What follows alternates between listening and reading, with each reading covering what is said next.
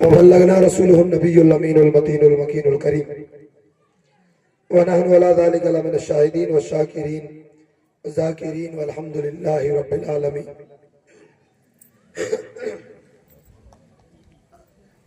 قال الله تبارك وتعالى في شان حبيبه صلى الله تعالى عليه وسلم: أعوذ بالله من الشيطان الرجيم إن الله وملائكته يصلون على النبي يا أيها الذين آمنوا صلوا عليه وسلموا تسليما. اللهم صل على سيدنا شفيعنا نبينا مولانا محمد وبارك وسلم. صلوا عليه صلاة وسلام عليك يا رسول الله، صلاة وسلام عليك يا حبيب الله صلی اللہ علیہ وسلم.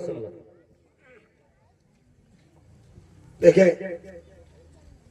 ابھی مولانا سلیم صاحب کی تقریر ہونی ہے، مولانا ایوب صاحب بھی آئے اور ہمارے مخصوص نعت خواں بھی ہے. میری آواز 6 جلسے ہو گئے لگاتار، تو تھوڑی بیٹھی ہوئی ہے تو میں صرف 1-2 باتیں کر کے رخصت ہو جاؤں گا.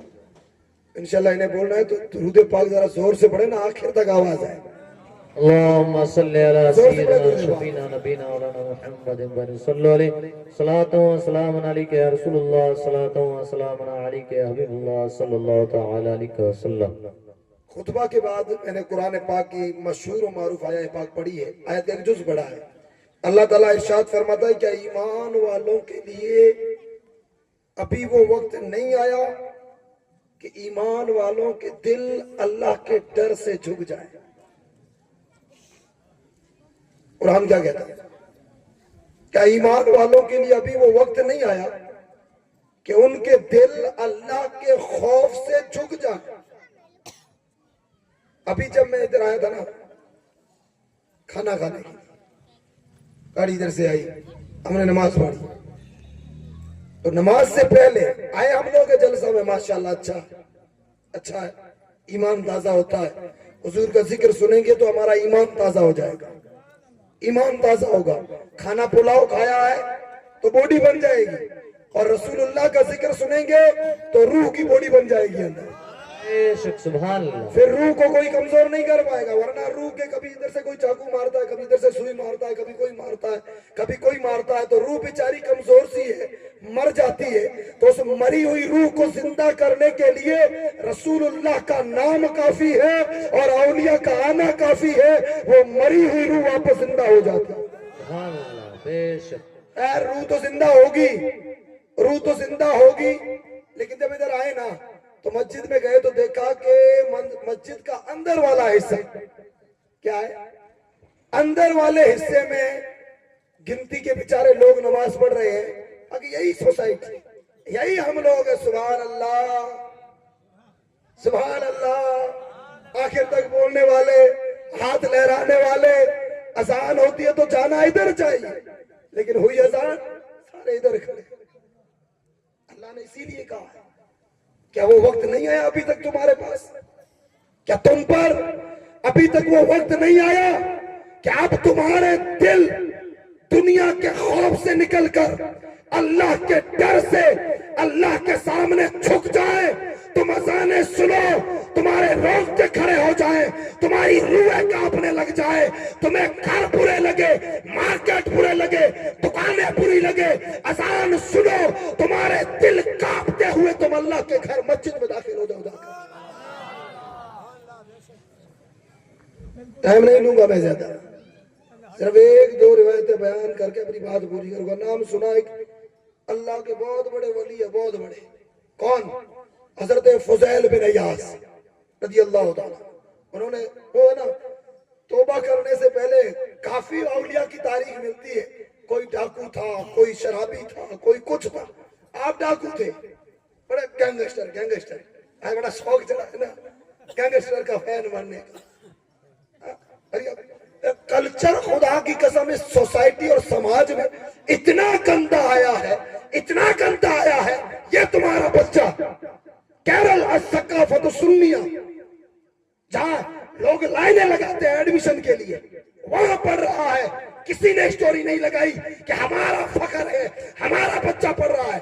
یہ قوم اتنی بدبخت ہے کہ کوئی جیل میں چلا گیا چوری کر کے، 2 دن کے بعد نکلا، بھائی کو ضمانت مبارک ہو، بھائی لوٹ آیا ہے، شیر لوٹ آیا ہے، کنگ از بیک، کیا کھاک بیک ہے، ایک چور، تو اس کی जमानतों पर खुशियां मना रहा है। अरे कैसे कौम को तू प्रमोट करेगा, कैसे कौम आगे बढ़ेगी? कौम को आगे बढ़ाने के लिए जरूरी है कि जो दीन के रास्तों पर चलते हैं उनके पीछे चलने लग जाओ। वाह वाह, बेशक, सुभान अल्लाह।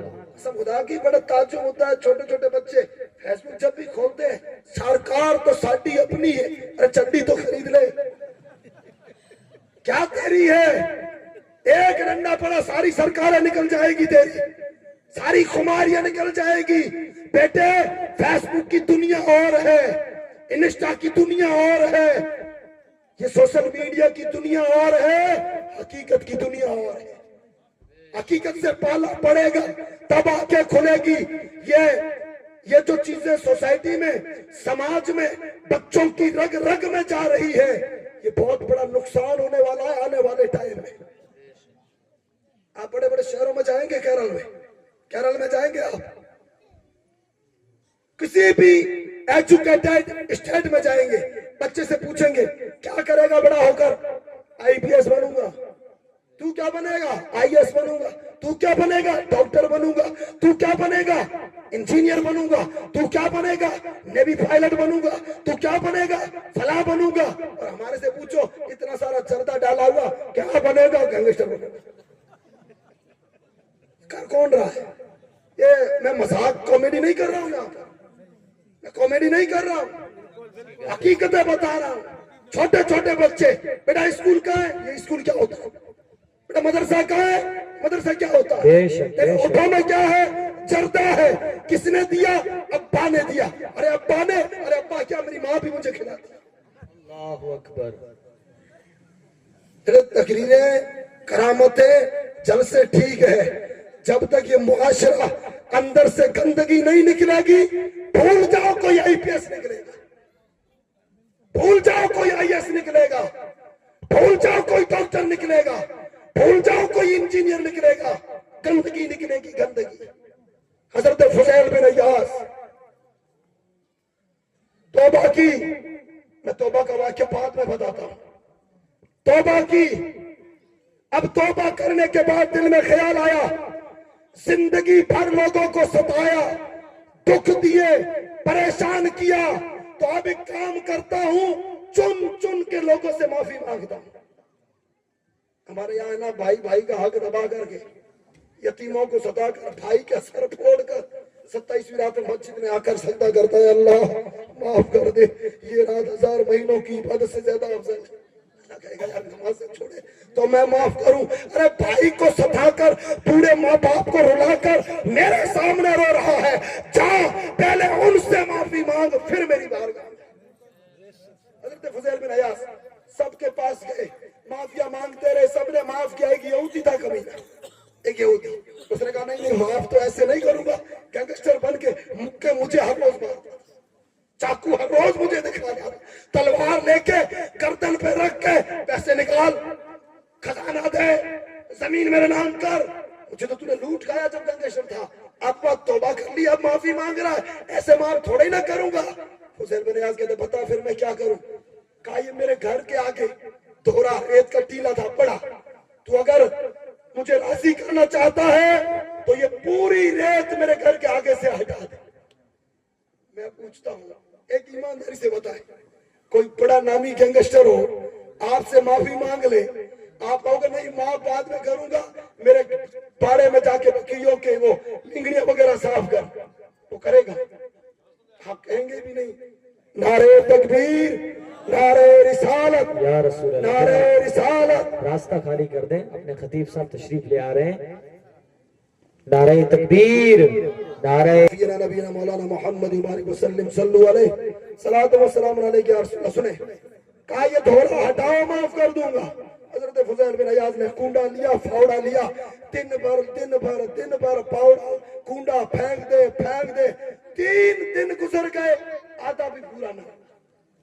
वो कितना दिन धोरा कैसे बाहर करे? लेकिन अल्लाह की रहमत को जोश आया, एक ऐसी आंधी चलाई कि दिन हुआ तो सारी रेत वहां से चली गई, सारी रेत निकल गई। यहूदी जाना बड़ा चालाक था, कहा कि अब माफ कर दे। यहूदी कहता मेरे तकिए के नीचे एक चीज पड़ी है, उठा के ला, मुझे दे फिर माफ करूंगा। हजरत फुजैल बिन अयाज ने तकिए के नीचे हाथ डाला, सोना निकला, सोना दिया। वो यहूदी कहता है कि ऐ अल्लाह के नेक बंदे, तेरा दीन इस्लाम सच्चा है, मुझे कलमा पढ़ा और मुसलमान बना दे। हजरत फुजैल बिन अयाज कहते हैं अभी तो क्या, ये क्या हुआ है? तो वो कहता है कि मैंने तौरात में पढ़ा कि उम्मत मोहम्मदिया में कोई सच्चे दिल से तौबा करेगा और उसकी अगर तौबा कबूल हो जाए, दिल सच्चा हो, वो मिट्टी पर हाथ डालेगा तो मिट्टी सोना बन जाएगी। मैंने तकिए के नीचे सोना नहीं रखा था, मिट्टी रखी थी। तेरा इम्तिहान था, तूने मिट्टी में हाथ डाला, अल्लाह ने तेरी तौबा के सुभान अल्लाह, सुभान अल्लाह, वाह वाह, जिंदाबाद जिंदाबाद। वो फुजैल बिन अयाज बड़े डाकू, अभी तौबा नहीं की, इश्क हो गया किसी से। क्या हो गया? इश्क हो गया। और मेरा दिन का जो मौजू था ना, वो पूरा इसी पे था। अभी मेरे पास वक्त नहीं है अपना बयान करता। इश्क निकल जाएगा सबका सब, मोहब्बत फादरी हो जाएगी, लंबी हो जाएगी। खैर, हजरत फुजैल बिन अयाज को किसी से इश्क हुआ। आधी रात को अपने घर से निकले और उस माशूका के घर गए। जैसे ही दीवार पर चढ़े, सामने कोई कुरान पढ़ रहा था। यही आयत पढ़ी, क्या मुसलमानों पर, मोमिनों पर वो वक्त नहीं आया कि उनके दिल अल्लाह के डर से थर थर कांप जाए? जब ये आयत सुनी, फौरन नीचे कूद गए और दौड़े जंगलों की तरफ। एक गार में गए, गार में जाकर के बैठ गए। इतने में देखा गार के पार एक काफिला रुका। काफिले में से एक बोला कि जल्दी करो, यहां से निकलो। कहा क्यों? कहा यहाँ फुजैल जैसा गैंगस्टर रहता है, पता नहीं कब हमला करे, सारा काफिला लूट लेगा। आप कहते हैं मौला, इतना बड़ा पापी हूँ, चोरियां करता हूँ तो भी गुनहगार हूँ, ना करूं तो भी मुसलमान मेरे नाम से डर रहे हैं। ए अल्लाह, ये फुजैल आज सच्चे दिल से तेरी बारगाह में तौबा कर रहा है। कुरान कहता है क्या वो वक्त अभी तक नहीं आया? नहीं आया वो वक्त कि हमारे दिल अल्लाह के डर से, अल्लाह के खौफ से मस्जिदों की तरफ आने लग जाए। खुदा के वास्ते सोसाइटी समाज से बुराइयां हटाएं। शादियां है ना, शादियों में रस्म रिवाज को हटाएं, शादियां आसान करें। एक बात बताता हूं, हमने शादियों को इतना मुश्किल बनाया कि जिना आसान हो गया। मेरे नबी ने फरमाया, शादियां इतनी आसान कर दो कि जिना मुश्किल हो जाए। एक पानी के गिलास में शादी कर दो, जिना का मौका ना मिले।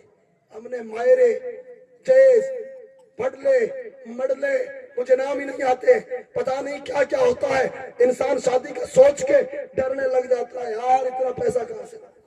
तब क्या होता है, औलादे बच्चे सिनाओं की तरफ जाते हैं, औलादे बच्चे सिनाओं की तरफ जाते हैं। मेरे नबी फरमाते हैं, एक नौजवान मेरे नबी की बारगाह में आया, जवान आकर कहता, या रसूल अल्लाह मुझे इजाजत दो। मेरे नबी ने फरमाया, किसकी? वो कहता, मैं जिना करूंगा। क्या बोला? मैं जिना करूंगा। साहबी रसूल हज़रत उमर ने तलवार निकाल ली, गर्दन काटने लगे। मेरे नबी ने फरमाया, उमर रुक जा, उमर रुक। कहा इसे मेरे करीब ला, वो करीब आया। मेरे नबी ने फरमाया, आप बताओ क्या कहते थे? कहा या रसूल अल्लाह मुझे इजाजत दो, मैं जिना कर सकूं। मेरे नबी ने फरमाया, ठीक है तू कर, मैं दो बातें पूछता हूँ, उसका जवाब दे दे, फिर जो चाहे करना। कहा पूछिए। मेरे नबी ने फरमाया, अगर कोई तेरी माँ के साथ ये काम करना चाहे तू पसंद करेगा? वो कहता, या रसूल अल्लाह, अल्लाह की इज्जत की कसम गर्दन काट दूंगा। कहा तेरी बहन के साथ कोई करना चाहे? वो कहता, या रसूल अल्लाह, नाम सुनकर मेरी रूह जल गई, गर्दन काट दूंगा। फिर मेरे नबी ने फरमाया, फिर दूसरी माँ बहन के बारे में यही सोच। तो ये शादियों को इतना आसान बनाए, खुदा के वास्ते रस्म रिवाज से हटकर पानी के गिलासों पर निकाह करना शुरू करें। अल्लाह ने तो